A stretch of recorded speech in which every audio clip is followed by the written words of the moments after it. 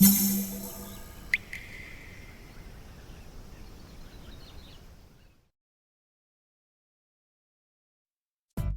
うも、底辺アクアリスト黄昏です。皆さん、個人的キラーコンテンツになりつつある AI 水槽で飼育しているアピストのことは覚えていますでしょうか？以前出した動画はなぜか20万再生を突破し、いろんな方に見てもらえたようで大変嬉しい限りです。アピストのことや以前の AI 水槽紹介動画を見ていない新規の方にはちんぷんかんぷんな内容になってしまって大変申し訳ないのですが、何はともあれ動画がいっぱい再生されるのはありがたいですね。そんな AI 水槽なんですが、以前は入れていたアピスト稚魚たちの80日程度の成長過程をお話ししていきました。というわけで今回はそんな AI 水槽からアピストの稚魚たちが旅立っていくまでをお届けします。あの小さなアピストたちがどれだけ成長し、どこに旅立ったのかぜひ最後まで見てやってください。というわけでいつものさらっとおさらいから。事の始まりは触卵続きのアピストグラマアガシジブルーフレームの稚魚を取るため人工孵化に挑戦したことから始まります。結果的に大量の稚魚が生まれ、しばらくサテライト内で飼育していたんですが、成長するにつれて手狭になり、どの水槽に移動させるかといったところで白羽の矢が立ったのが AI 水槽だったわけです。60匹近いアピストの稚魚を30センチ規格水槽くらいの水量で管理するのは若干怖かったんですが、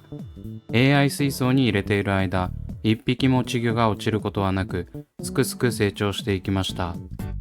なんでこんなに育成成績がいいのかは、過去の AI 水槽紹介動画や育成記録動画を見てみてください。そこからしばらく飼育を続け、ようやく稚魚たちに色がつき始めたところまでが前回の動画でお話しした内容です。というわけで、育成したアピストの稚魚たちがこちら。結構尾びれに赤みを帯びている個体が多いですね。中には背びれが青色に染まっていい感じのブルーフレームになってくれそうな個体もいます。ここら辺からようやく雌雄判別ができるようになってきました。ただ、すべての個体を判別することは難しく、背びれの色合いが出ている場合は割と簡単です。おそらくですが AI 水槽の定称は白色で、全体的にアピストの体色が明るく出ているんだと思います。この稚魚たちをソイルなどの黒い定称の水槽に入れるとまた違った感じになってくるのではないでしょうか。というわけで AI 水槽で育成すること早2ヶ月半、ついに引っ越しをしていきます。早速作業をしていくんですが、まずは上部のフィルター部分を取るところからです。この AI 水槽を置いているのが水上栽培をしているラックの一番下で、高さの制限があるためなかなか手こずっています。なぜこんな作業スペースが極端に狭く、サイフォンの効きづらい床付近に水槽を置けたのかというと、AI 水槽の性能が優れているからです。基本的に上部フィルターが蓋の役割をしており、あまり水も蒸発せず、高いろ過能力で頻繁な水替えも苔掃除も必要ありません。おまけに水替えは自動で排水してくれるため、狭くて作業がしづらい場所でも難なく置くことができました。あとアクリル製で軽いのもラックを使う上ではいいですね。そんなこんな話しているうちにフィルターを取り終わったので、中にあるサブストを持ち上げます。以前このネットの中に1匹入り込んでいたんですが、取ったはずなのにまた紛れ込んでるやつがいますね。撮影時はそれに気づかずそのまま持ち上げていますが、露材を避難させた後にすぐ気づいて救出しています。綺麗に青色になっている個体だったので気づかなかったら大事でした。しばらく水替えをしていなかったため、サブストの下にだいぶ糞が沈殿していたようです。盛大に巻き上げてしまいました。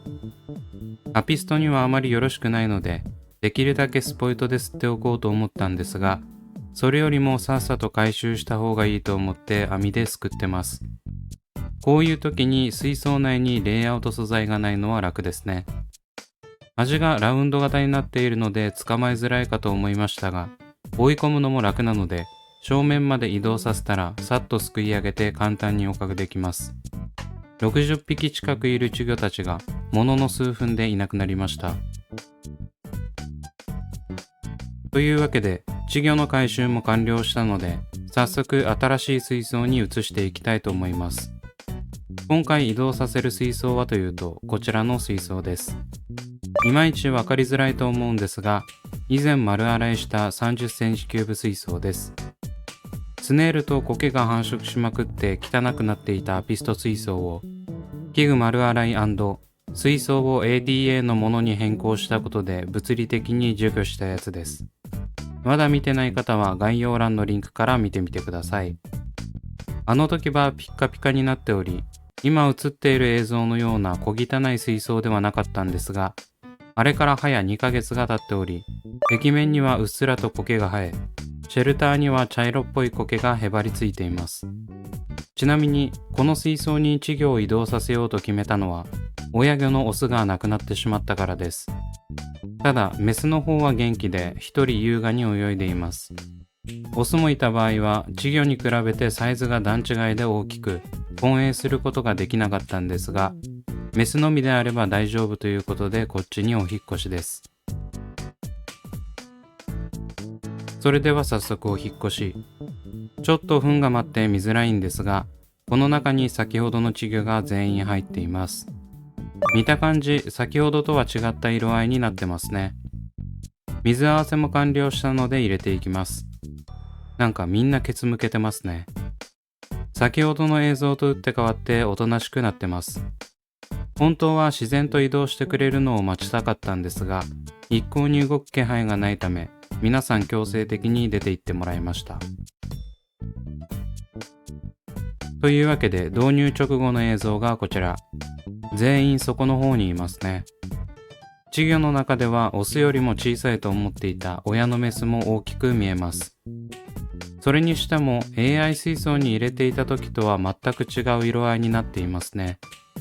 全体的に暗い色合いになっているような気がします。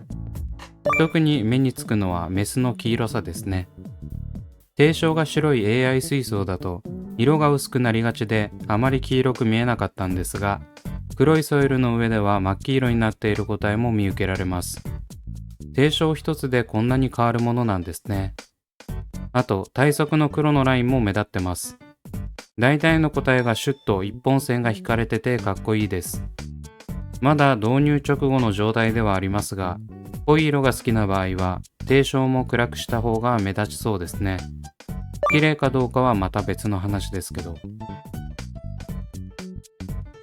そんな感じで AI 水槽に入れていた稚魚60匹くらいを無事に30センチキューブ水槽に入れることができました。先住のメスの親が稚魚たちを攻撃しないか若干心配でしたが、さすがにこの数になるとちょっかいもかけてこないようです。オスだったらバチバチに攻撃してきそうですけどね。というわけでそんな稚魚たちなんですが、その中でもひときわ目立つ個体を見つけました。それがこちら。移動直後にもかかわらず、このギラつきは控えめに言って最高ですね。ブルーフレーム特有の体側の青色はもちろんのこと、背びれもしっかり青色に染まっています。そしてこの個体で特に自分が気に入っているのは尾びれの青色ですね。ブルーフレームの中では体側と背びれはしっかり青が乗っていても、尾びれはオレンジって個体も多いんです。正直ここら辺は好みの問題なんで、どっちがいいとかはないんですが、自分は全身青のブルーフレームに憧れて飼育を始めた口なんで、青ければ青いほど嬉しいですね。若干ヒレ裂けはしていますが、この程度であればしばらくすると勝手に治ってると思います。この大きさですでにこの色合いということで、将来が楽しみな個体ですね。というわけでいかがだったでしょうか。AI 水槽育成アピスト完結編ということで、巣立ったアピストの稚魚たちは今も元気に泳いでいます。定称が黒くなったことで体色のメリハリがつき、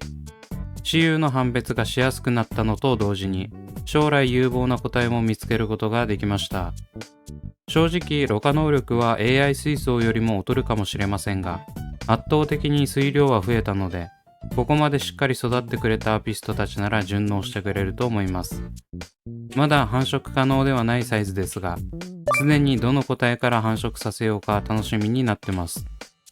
できればここの中から綺麗にブルーフレームの表現が出た個体を掛け合わせて次世代につないでいきたいですね。次回からはブルーフレームの育成&次世代の繁殖を目指していくので、続きが気になる方はぜひチャンネル登録してお待ちください。というわけで今回はここまで。Twitter と Instagram もやっておりますので、そちらも見ていただけると嬉しいです。それではご視聴ありがとうございました。